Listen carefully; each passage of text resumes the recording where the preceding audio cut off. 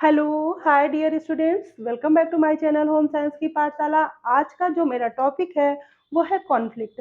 आज हम कॉन्फ्लिक्ट समझेंगे कि कॉन्फ्लिक्ट क्या होता है। तो वीडियो को स्टार्ट कर लेते हैं। जो कॉन्फ्लिक्ट होता है, कॉन्फ्लिक्ट का जो वर्ड मीनिंग होता है उसका मतलब होता है मतभेद, यानी कि अंतर्द्वंद। क्या होता है? मतभेद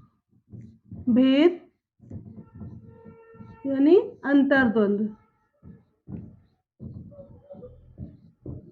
अंतर्द्वंद जब जब किन्हीं विचारों में अंतर्द्वंद होता है, जब दो तरीके के विचार आपस में आके टकराते हैं, उसे बोलते हैं मतभेद।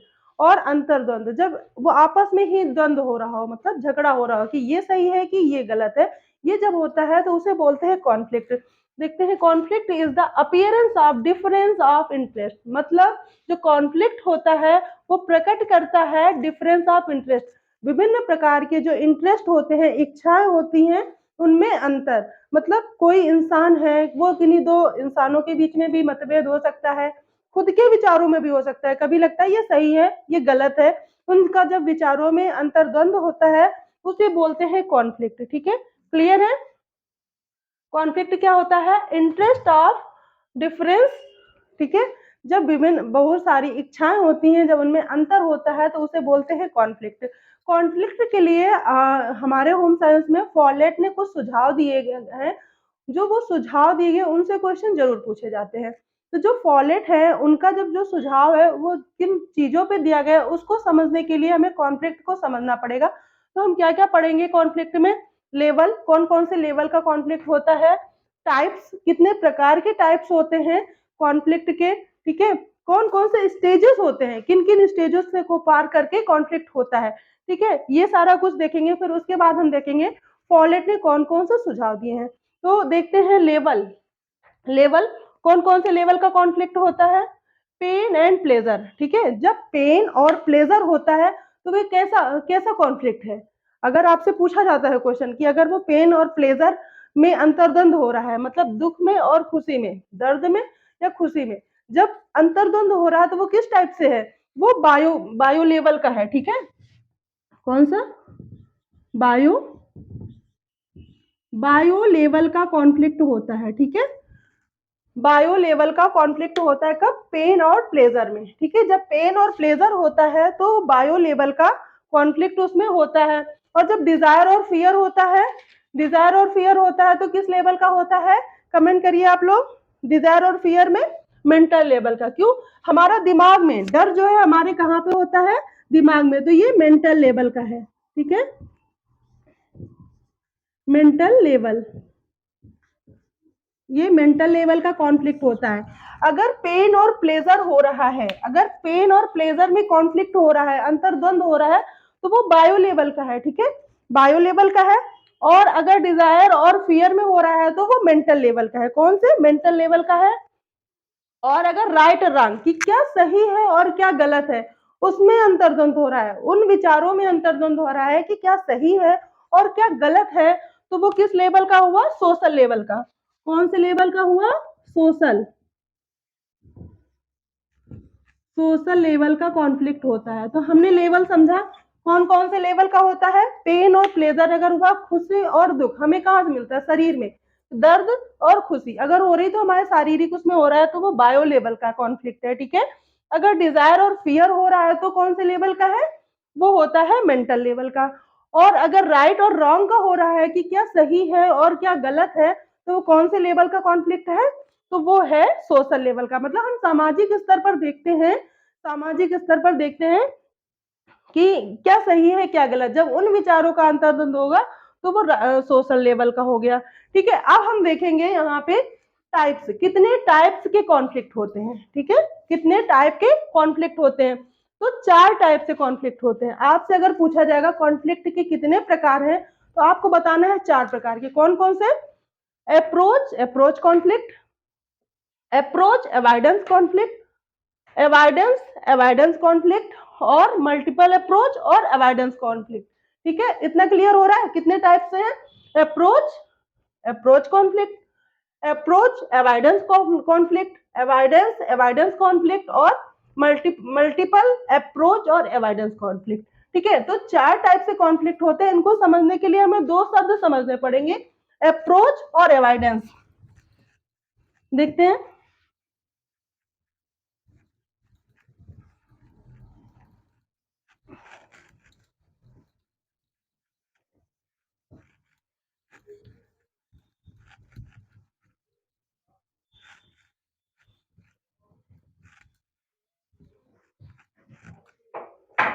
अप्रोच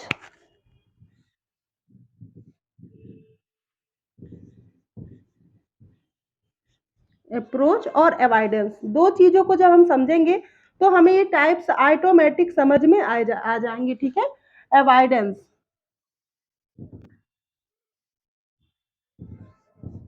अप्रोच का मतलब होता है जहां हम पहुंचना चाह रहे हैं, जहां पहुंचना चाह रहे हैं, और अवॉइड का मतलब होता है जिसे हम अवॉइड कर रहे हैं। आदमी बोलता है ना कि इसे अवॉइड करो, अगर कोई निगेटिव थॉट आ रहा है तो उसे अवॉइड करो।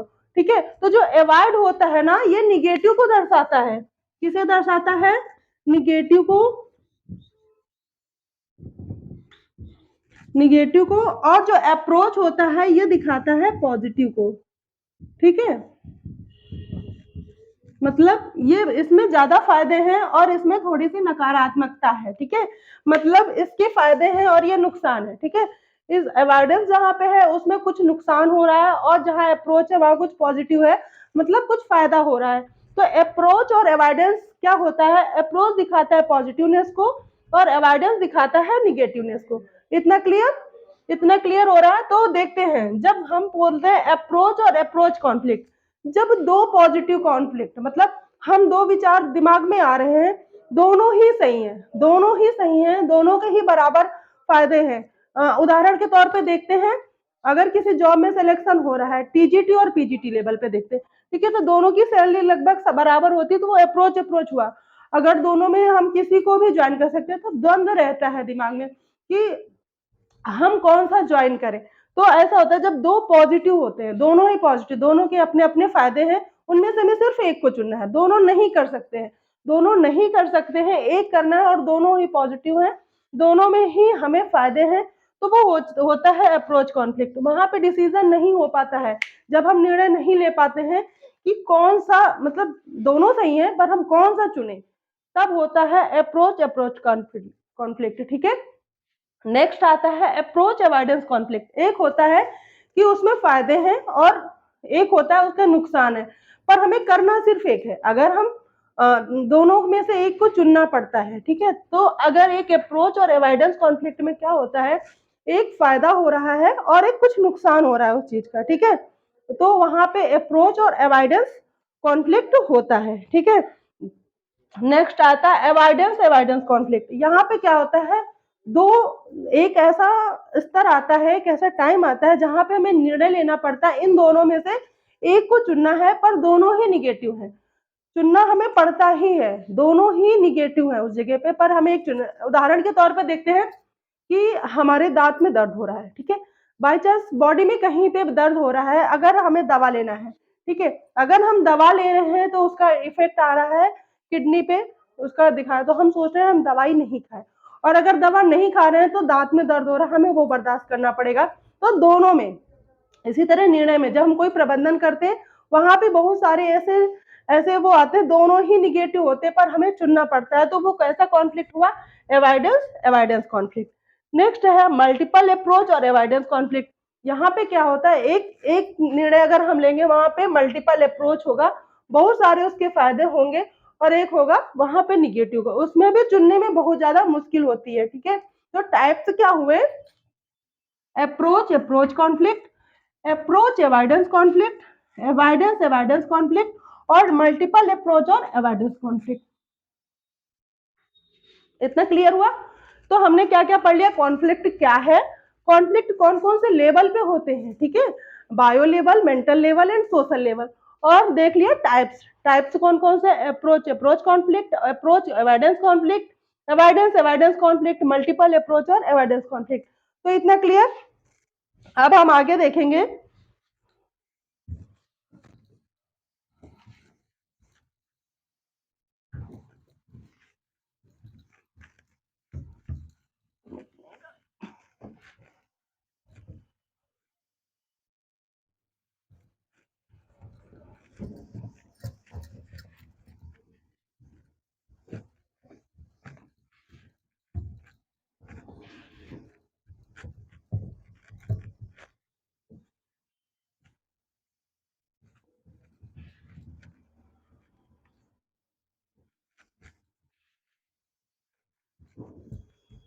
अब हम आगे देखेंगे कॉन्फ्लिक्ट किन किन स्टेजेस से होके गुजरता है। ऐसे तो स्टेजेस कॉन्फ्लिक्ट आ नहीं जाते हैं, तो उनके जो स्टेजेस हैं ये पूछे जाते हैं। ये पूछे जाते हैं कि कॉन्फ्लिक्ट के स्टेजेस कौन कौन से हैं, उनको क्रमबद्ध तरीके से लगाने को पूछा जाता है। ठीक है, ऊपर से नीचे या नीचे से ऊपर, या फिर सबसे लास्ट कौन सा है, ये देखा जाता है उसमें कॉन्फ्लिक्ट के जो स्टेजेस हैं। कॉन्फ्लिक्ट के स्टेजेस कौन कौन से हैं वो हम देखेंगे। The stages of conflict.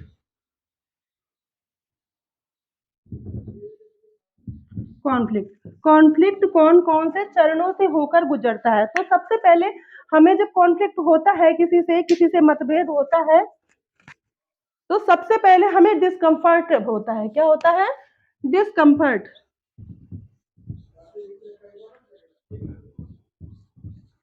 सबसे पहले हमें डिस्कम्फर्ट होता है। ठीक है, मतलब किन्हीं दो दो लोगों में अगर मतभेद हो रहा है या फिर खुद में ही हो रहा है, तो हमें डिस्कम्फर्ट होता है। सबसे पहला चरण होता है, हमें उसमें कोई ना कोई चीज की दिक्कत आती है। ठीक है, नेक्स्ट होता है इंसिडेंट।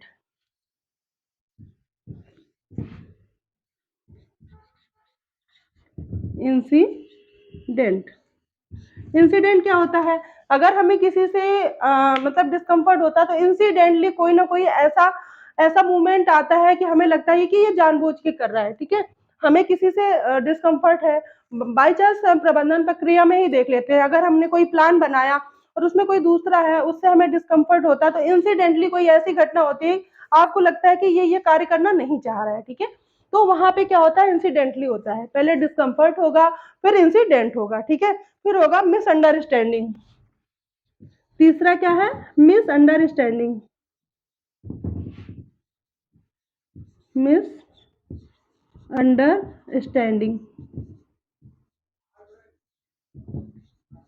मिसअंडरस्टैंडिंग क्या हुआ?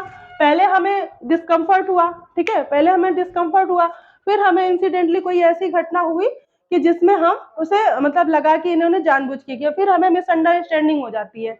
मिसअंडरस्टैंडिंग ये हो जाती है कि इसने हमारी बात को नहीं माना, या फिर कुछ भी, उसे मिसअंडरस्टैंडिंग होती है। पहले डिस्कम्फर्ट होता है, फिर इंसिडेंटली कोई ऐसी घटना होती है जिसमें उसे एकदम कंफर्म हो जाता है कि ये हमारे साथ वर्क करना नहीं चाहता, या फिर हमारे इसके विचार नहीं मिल रहे हैं। फिर उसके बाद होता है मिसअंडरस्टैंडिंग।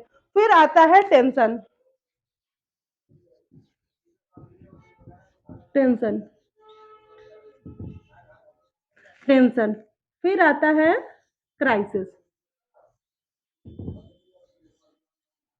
क्राइसिस क्या होता है? पूर्ण विरोध। सबसे पहले हम डिस्कम्फर्ट करेंगे। ठीक है, डिस्कम्फर्ट होगा हमें, फिर इंसिडेंटली कोई ऐसी घटना होगी कि जिसमें हमें प्रूफ हो जाएगा कि हाँ, ये हमारे साथ काम करना नहीं चाहता है, तो फिर वहां पे मिसअंडरस्टैंडिंग होती है। चाहे वो हो, मतलब वो कर ना रहा हो, पर मिसअंडरस्टैंडिंग हो जाती है। फिर होता है टेंशन। फिर उसमें टेंशन शुरू होती है कि नहीं, ये ऐसा है, ये इसने ऐसा किया, इसने हमारे साथ। फिर उसके बाद एकदम से आता है क्राइसिस, पूर्ण विरोध। पूर्ण विरोध हो जाता है क्राइसिस के टाइम पे। ठीक है, क्राइसिस के टाइम पे पूर्ण विरोध होता है। इतना क्लियर? तो स्टेजेस ऑफ कॉन्फ्लिक्ट क्या हुए? डिस्कम्फर्ट, इंसिडेंटली, मिसअंडरस्टैंडिंग, टेंशन या क्राइसिस। तो इसको हम एक उदाहरण के तौर पे समझेंगे। माना घर में ही कोई सास बहू को ही देख लेते हैं। अगर कोई सास बहू है और वो सास जो है अपना कोई काम कहती है, बहू ने उसे नहीं किया, या फिर किया तो उसके तरीके से नहीं किया, तो उसे डिस्कम्फर्ट होता है कि नहीं देखो, ये सही से नहीं कर रही है। ठीक है, फिर क्या होता है? इंसिडेंटली सास ने बहू से कोई काम कहा और उसने नहीं किया, और इंसिडेंटली कोई ऐसा हुआ कि उसने कोई दूसरा काम उसके विरोध, मतलब उसने नहीं कहा सास ने, अगर उसने दूसरा काम कर दिया, वो इंसिडेंटली हुआ, वो एकदम से करना पड़ा उसे, उसने किया, तो सास को लगा देखो, इसने हमारा कहना नहीं माना। और बहू ने वो काम किया, पर सास के अकॉर्डिंग नहीं किया, तो बहू को लगा देखो, हमने काम किया थोड़ा सा कम सही, पर मम्मी को तारीफ करना चाहिए था, उन्होंने नहीं किया। फिर उस जगह होती है मिसअंडरस्टैंडिंग। ठीक है, मिसअंडरस्टैंडिंग होती है उन थोड़ी थोड़ी बातों पे होती है टेंशन, जबकि ना सास गलत है ना बहू गलत है, पर वहां पे क्या हुआ? टेंशन हुआ। फिर क्या होता है? पूर्ण विरोध हो जाता है। पूर्ण विरोध के लिए बहुत ज्यादा टाइम लगता है, पर उसके लिए ये यहाँ तक जल्दी पहुंचता नहीं। अगर बाई चांस क्राइसिस हो रहा है, पूर्ण विरोध हो रहा है, तो फॉलेट ये बोलते हैं कि उसे प्रबंधक को चाहिए, जो मतलब उस वहां पे है, जो उसको डील कर रहा है उसको चाहिए, या फिर वहां पे सास को ही चाहिए कि उसको कंट्रोल करे, ठीक है, कंट्रोल करे और उसको उसका निर्णय निकाले कि ये कैसे हट सकता है। तो हमेशा क्या होता है, प्रबंधन में एक ऐसा टाइम आता है, ऐसा टाइम आता है, कई बार ऐसी स्थिति बनती है कि लोगों के जो विचार होते हैं, कार्यशैली होती है, वो आपस में मिलती नहीं है, मेल जोल नहीं खाती है। फिर क्या होता है कि अनेक प्रकार के द्वंद्व होते हैं, झगड़े होते हैं। तो फॉलेट का बोलना है कि अगर एक कोई कुशल प्रबंधक है, कोई घर चलाने वाला अच्छा है, या फिर कोई मैनेजमेंट में ही कोई अच्छा प्रबंधक है, तो उसे तुरंत हल करना चाहिए, ठीक है, क्या करना चाहिए, उस जो द्वंद्वपूर्ण स्थिति है उससे बाहर निकलने के लिए कुछ सलाह देने चाहिए। तो उसको लिए फॉलेट ने कुछ सुझाव दिए हैं, वो कौन कौन से, वो हम देखते हैं। फॉलेट के द्वारा दिए गए सुझाव, ये क्वेश्चन बहुत पूछा जाता है। सबसे पहले तो पूछा जाता है कि फॉलेट ने किसने सुझाव दिए हैं कॉन्फ्लिक्ट के, तो फॉलेट का आता है, ठीक है, प्रबंधन में। और एक चीज और यहाँ हम आपको बता दें, जो कॉन्फ्लिक्ट होता है ना, हर जगह अलग अलग होता है। मतलब प्रबंधन में अलग कॉन्फ्लिक्ट है, अलग मतभेद है। अगर हम वही अर्थव्यवस्था में, इकोनॉमी में चले जाए तो वहां का अलग है, वहां पे अलग कॉन्फ्लिक्ट है। ये सेम कॉन्फ्लिक्ट नहीं रहेंगे, पर जो चरण होंगे वो वही रहेंगे, चरण वही रहेंगे। सबसे पहले क्या होगा, डिस्कम्फर्ट होगा, फिर इंसिडेंटली कोई घटना होगी, फिर मिसअंडरस्टैंडिंग होगी, फिर टेंशन होगा, फिर क्राइसिस होगा, लेकिन जो टॉपिक है वो अलग अलग होंगे, ठीक है। तो अगर हम बैंकिंग में चले जाएं तो अलग है, अगर हम कोई मतलब कोई इंजीनियरिंग लाइन में अलग मतभेद है, हर चीज के मतभेद अलग है, ठीक है। तो प्रबंधन में जो मतभेद है वो हमने आपको बता दिए, और फॉलेट ने क्या सुझाव दिए हैं वो हम देखते हैं। फॉलेट के द्वारा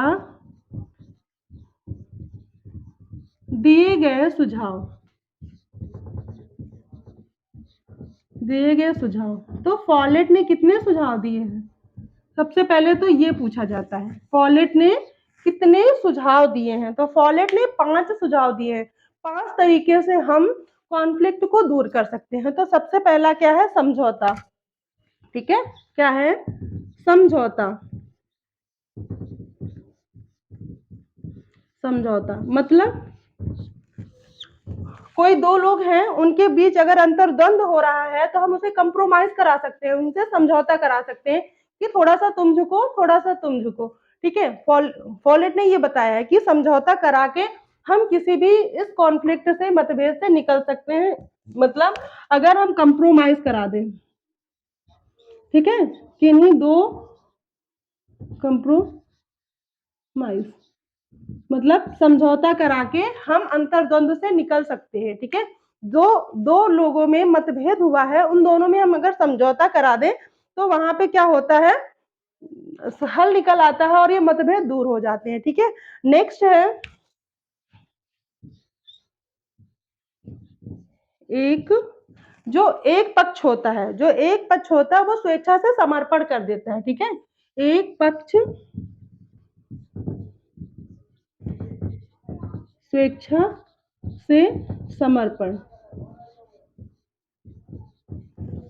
ठीक है, मतलब एक पक्ष ने अपनी गलती मान ली, अपने भेद को अलग किनारे करके समर्पण कर दिया, ठीक है, हम गलत आप सही, ठीक है, हम गलत आप सही। एक पक्ष में स्वेच्छा से अगर समर्पण हो जाए तो भी कॉन्फ्लिक्ट दूर हो जाता है, मतभेद दूर हो जाते हैं, पर ये बहुत अच्छा नहीं माना जाता है, ठीक है, ये बहुत अच्छा नहीं माना जाता है। और दूसरा होता है संघर्ष तथा एक पक्ष की विजय, संघर्ष और एक पक्ष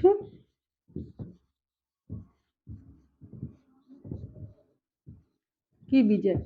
मतलब क्या होता है, मतभेद होता है, लड़ाइयां होती हैं, झगड़े होते हैं, पर एक बहुत ज्यादा टाइम के बाद बहुत ज्यादा लंबा संघर्ष चलता है और एक पक्ष की विजय हो जाती है, और ये प्रभुत्ववादी होता है, ठीक है, प्रभुत्ववादी होता है।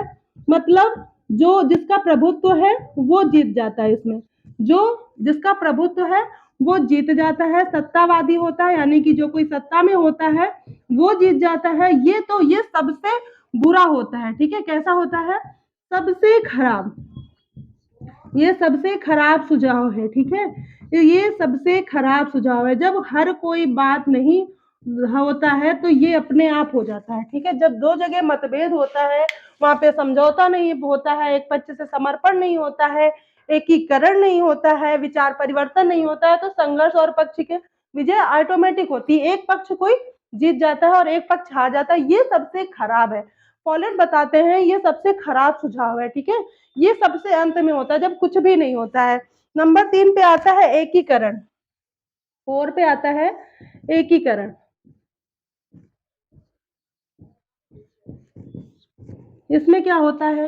एकीकरण में क्या होता है? ये सबसे अच्छा माना जाता है। ये सबसे अच्छा माना जाता है कुछ हाँ, इसमें हमने अपने कुछ विचार रखे, आपके कुछ विचार माने और उनको एकीकरण कर दिया, एक में मिला दिया और दोनों ने उसको मान लिया।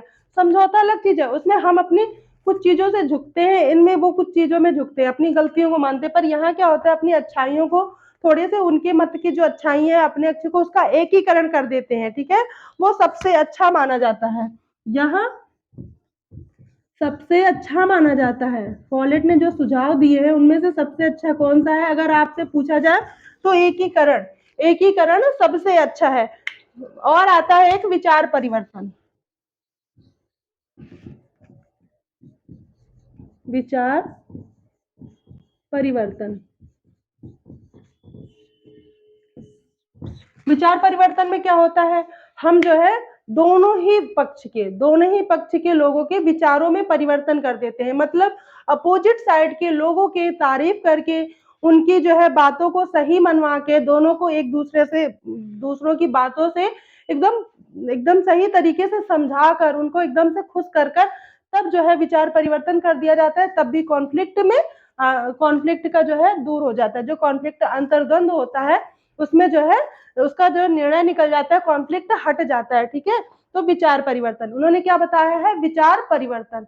विचार परिवर्तन में दोनों ही पक्षों के लोगों का विचार में परिवर्तन कर दिया जाता है। तो क्या फॉलेट के द्वारा जो दिए गए सुझाव कौन कौन से हैं? समझौता, एक पक्ष स्वेच्छा से समर्पण, संघर्ष और एक पक्ष की विजय, एकीकरण और विचार परिवर्तन। इनको जो है पूछा जाता है फॉलेट के कौन कौन से सुझाव है, कौन से सबसे उत्तम है, कौन से सबसे खराब है, ठीक है? इतना क्लियर? इतना समझ में आया? और प्रबंधन के बारे में हम कुछ चीजें और जानेंगे। सॉरी, कॉन्फ्लिक्ट के बारे में। कॉन्फ्लिक्ट की कुछ विशेषताएं पूछी जाती हैं। कॉन्फ्लिक्ट कैसा है? जैसे पूछा जाता है ना मूल्य की क्या विशेषताएं हैं या फिर जो लक्ष्य हैं उनकी क्या विशेषताएं हैं, वैसे कॉन्फ्लिक्ट की भी पूछी जाती हैं, ठीक है? तो जो कॉन्फ्लिक्ट है वो कैसा है? नेचुरल है। नेचुरल है मतलब ये कहीं से अपने आप आ जाता है। जो कॉन्फ्लिक्ट है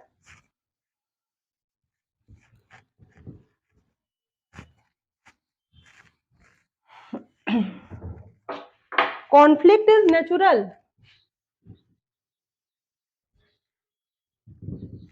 कॉन्फ्लिक्ट इज नेचुरल। ये प्राकृतिक है। जो कॉन्फ्लिक्ट है वो नेचुरल है। वो कोई लाता नहीं उसे, वो ऑटोमेटिक आ जाता है अपने आप। दो पक्षों में अपने आप अंतर्द्वंद हो जाते हैं। कोई उसे कहता नहीं है कि तुम अंतर्द्वंद करो। तो ये क्या है? नेचुरल है, ठीक है? Conflict is not so big small matter, ठीक है? ये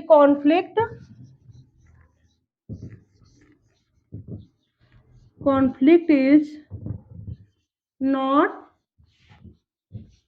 सो बिग, मतलब ये बहुत बड़ा मैटर नहीं है। बहुत बड़ा मैटर नहीं है। ये लड़ाई से कम ही होता है। ये बहुत बड़ा मैटर नहीं होता है। जो कॉन्फ्लिक्ट होता है ये एक स्मॉल मैटर है, मतलब छोटा मामला है। झगड़े से पहले का, जब तक कि झगड़ा ना हो जाए उसके पहले जो मतभेद होते रहते हैं वो होते हैं कॉन्फ्लिक्ट। तो conflict is not so big matter, वो बहुत बड़ा मैटर नहीं है, ठीक है? और जो कॉन्फ्लिक्ट होता है वो क्या होता है? यूनिवर्सल होता है। कॉन्फ्लिक्ट क्या होता है? Conflict is universal.